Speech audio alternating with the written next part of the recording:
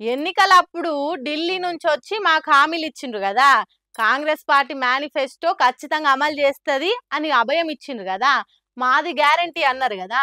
అప్పుడు మీరు చెప్పిపోయిండ్రు. కానీ ఇక్కడ ఉన్నోళ్ళు ఏం ఇస్తలేరు.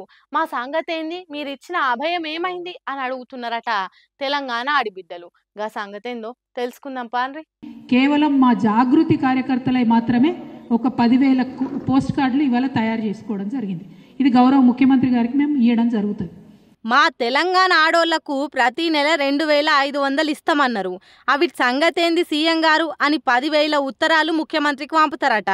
మహిళా దినోత్సవం మార్చి 8 నాటికి 2,500 రూపాయలు తెలంగాణ ఆడిబిడ్డల బ్యాంకులో వేయాల్సిందే.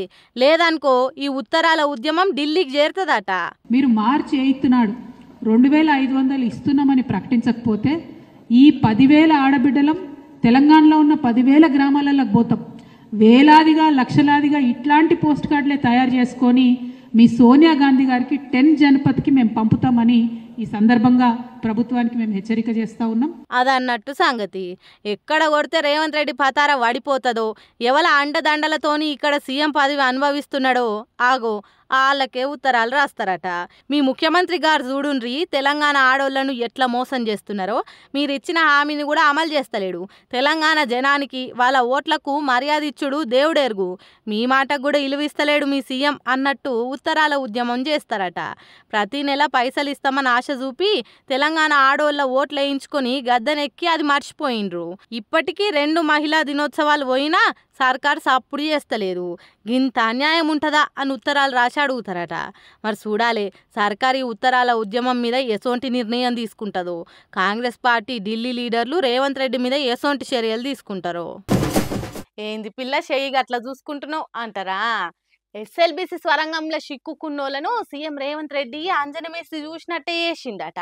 స్వరంగం ఎట్లా కూలింది, కూలీలు ఎట్లా లోపల చిక్కుకున్నారనేది పరీక్ష పట్టి చూసిండట. మరి సీఎం సారు ఎట్లా వాళ్ళని చూసిండు, మంత్రుల కంటే ఎక్కువ సీఎం సారు ఏం చేసిండు అనేది ఓసారి తెలుసుకుందాం పాండి.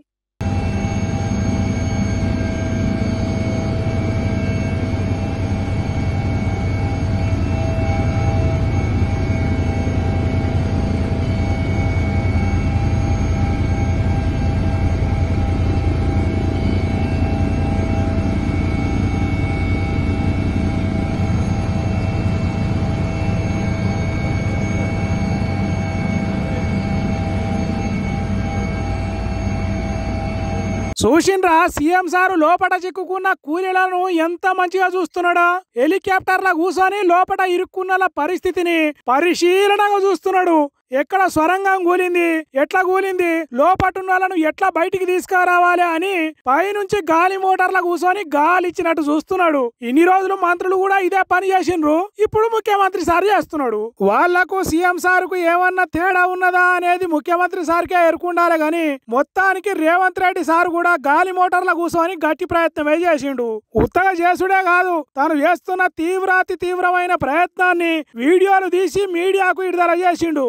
ఇంతటి సాహసం చేసుడు మన ముఖ్యమంత్రికే సాధ్యం, ఇంకెవరన్నా చేయగలుగుతారా ఇంతటి ధైర్యం? ఇంకేందిగా సీఎం ఇట్లా చేసినందుకైనా కూలీలు బయటికి వచ్చుడు ఖాయం అన్నట్టు పరాశకం చేస్తున్నారు ఈ వీడియోలను చూసిన సోషల్ మీడియా పబ్లిక్. కాంగ్రెస్ సర్కార్ లో ఒక్కొక్కరు ఒక్కొక్క తీరు ఉన్నారు కదా, మంత్రులో తీరు అయితే ముఖ్యమంత్రి మరో తీరు అని ఇంకొంతమంది కామెంట్లు చేస్తున్నారు. ఎవరు ఏమన్నా లోపల